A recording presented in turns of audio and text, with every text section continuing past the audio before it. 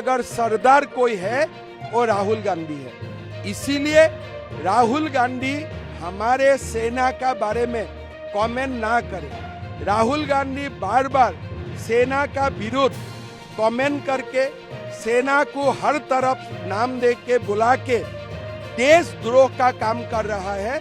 मैं राहुल गांधी को वार्न करता हूँ। भारतीय राजनीति में व्यक्तिगत टिप्पणियों और आरोप प्रत्यारोपों का सिलसिला हमेशा से चलता आया।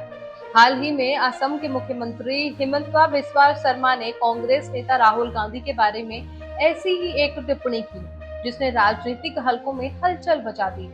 हिमंता बिस्वा शर्मा ने कहा कि राहुल गांधी अपनी दाढ़ी बनाने या शेव करने का निर्णय उनके सुझावों के आधार पर करते हैं। उन्होंने यह भी सवाल उठाया कि राहुल गांधी चुनाव अभियानों के दौरान जो लाल किताब देखते थे वह असली भारतीय संविधान नहीं है, क्योंकि असली किताब का रंग तो नीला होता है। इस बयान के बाद सवाल उठते हैं कि क्या राजनीतिक नेताओं के बीच ऐसे व्यक्तिगत हमले उचित हैं? क्या इन टिप्पणियों का उद्देश्य केवल राजनीतिक लाभ लेना है या इसके पीछे कोई गहरी साजिश है? और सबसे महत्वपूर्ण, क्या ऐसे मुद्दे पर ध्यान केंद्रित करने से जनता के असली मुद्दों को अनदेखा किया जा रहा है? आइए जानते हैं पूरा मामला। नमस्कार, स्वागत है आपका एयर न्यूज।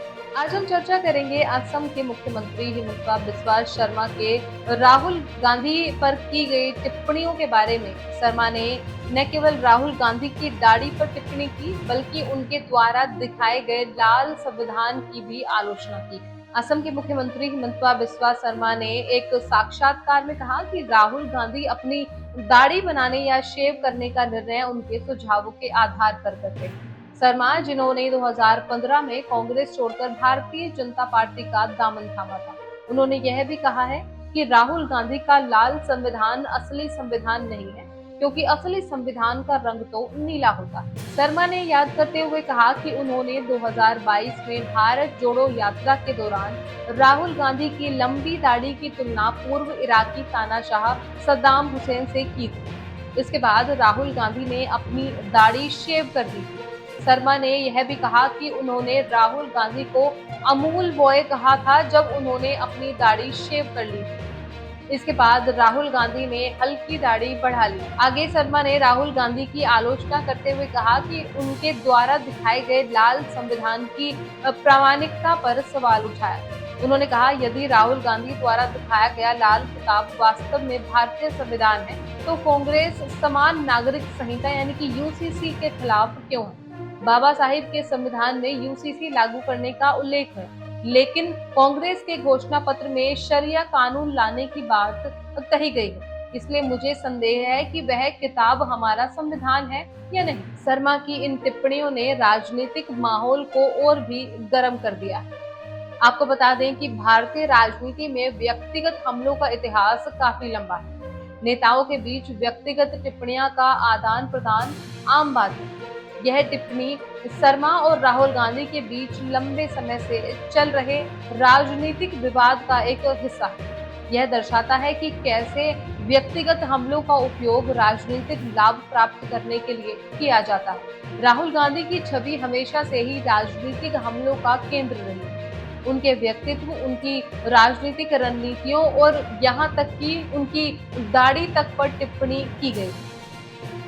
यह दिखाता है कि कैसे राहुल गांधी के व्यक्तित्व को राजनीतिक हथियार के रूप में इस्तेमाल किया जाता है। ऐसे में शर्मा का लाल किताब पर सवाल उठाना एक गंभीर आरोप है। भारतीय संविधान का रंग नीला है और इसे लेकर कोई संदेह नहीं। शर्मा के इस बयान ने कांग्रेस के घोषणा पत्र और उनकी नीतियों पर सवाल उठाए हैं। यह भी दर्शाया है कि कैसे राजनीतिक दल अपने एजेंडे को बढ़ावा देने के लिए संविधान का उपयोग करते हैं।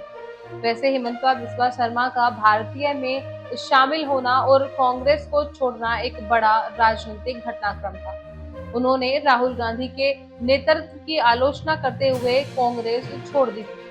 उनका यह बयान उसी आलोचना का हिस्सा है और यह दिखाता है कि कैसे व्यक्तिगत अनुभव और राजनीतिक मतभेद सार्वजनिक बयानबाजी में प्रकट होते हैं। हालांकि भारतीय राजनीति में व्यक्तिगत हमलों का इतिहास पुराना है। नेहरू के समय से लेकर आज तक नेताओं के बीच व्यक्तिगत टिप्पणियां और आरोप प्रत्यारोप चलते रहे। यह राजनीति का एक ऐसा हिस्सा है जो हमेशा से रहा है और शायद हमेशा रहेगा। हिमंता बिस्वा शर्मा और राहुल गांधी के बीच की यह तकरार भी उसी परंपरा का हिस्सा है। शर्मा ने कांग्रेस छोड़कर भाजपा का दामन थामा और तब से ही राहुल गांधी पर हमले करते रहे। बाकी इस तरह की घटनाओं का सबसे बड़ा प्रभाव जनता पर ही पड़ता है। जनता के असली मुद्दे जैसे कि बेरोजगारी, महंगाई, स्वास्थ्य सेवाएं और आदि इस तरह की टिप्पणियों की वजह से पीछे छूट जाते हैं। इसके अलावा यह राजनीति की ओर भी अधिक विभाजित और ध्रुवीकृत कर देता है। भारतीय राजनीति में ऐसे कई उदाहरण मिल जाएंगे जहां व्यक्तिगत हमलों का उपयोग राजनीतिक लाभ के लिए किया गया है। नेहरू और पटेल के बीच मतभेद, इंदिरा गांधी और मोरारजी देसाई के बीच तकरार, राजीव गांधी और विश्वनाथ प्रताप सिंह के बीच विवाद आदि सभी ऐसे उदाहरण हैं जहां व्यक्तिगत मतभेदों ने राजनीति को प्रभावित किया। तो इस तरह असम के मुख्यमंत्री हिमंता बिस्वा शर्मा द्वारा राहुल गांधी पर की गई टिप्पणियों ने भारतीय राजनीति में व्यक्तिगत हमलों की परंपरा को एक बार फिर से उजागर किया।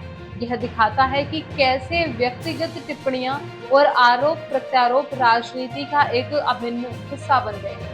इस तरह की घटनाओं से यह भी स्पष्ट होता है कि जनता के असली मुद्दों को पीछे छोड़कर नेता अपने व्यक्तिगत एजेंडे को आगे बढ़ाते हैं। हमें ऐसे राजनीतिक नेताओं की जरूरत है जो जनता के असली मुद्दों पर ध्यान दें और राजनीति को व्यक्तिगत हमलों से दूर रखें। तो इस रिपोर्ट में बस इतना ही। इस मुद्दे से जुड़े कोई भी सवाल या अपने विचार आप हमें हमारे कमेंट में लिख सकते हैं और इसी तरह की देश और दुनिया की तमाम खबरों के लिए चैनल को सब्सक्राइब करके बेल आइकन को दबाना ना भूलें ताकि आने वाले समय में आपको हमारी महत्वपूर्ण वीडियो की नोटिफिकेशन समय से प्राप्त हो सके। फिर मिलती हूँ एक नई अपडेट के साथ, तब तक के लिए आप देखते रहिए एड न्यूज़।